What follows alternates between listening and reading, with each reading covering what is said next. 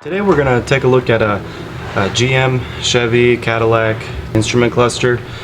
These are very infamous for going wrong and failing over time. Stepper motors, power issues, backlights burning out.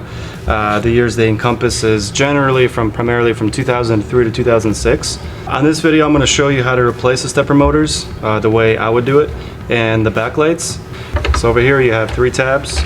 Just want to pop them out and create that little wedge with your finger. I'm using a flathead screwdriver.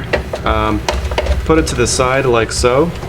And over here in the bottom you have these 2 little tabs that I use this pick right here to just kind of pry in there on both sides and keep working them. You don't want to step too hard, just to pop off that clip.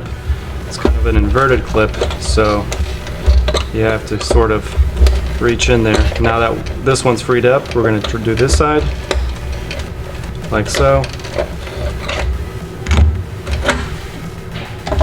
And as you can see, this needle is pointing straight down. It's shot, and then you have these gauges. So let's just power it up on the pre-test and see what it's doing. And as you can see, the gauges aren't responding. Some of them are working, some are not.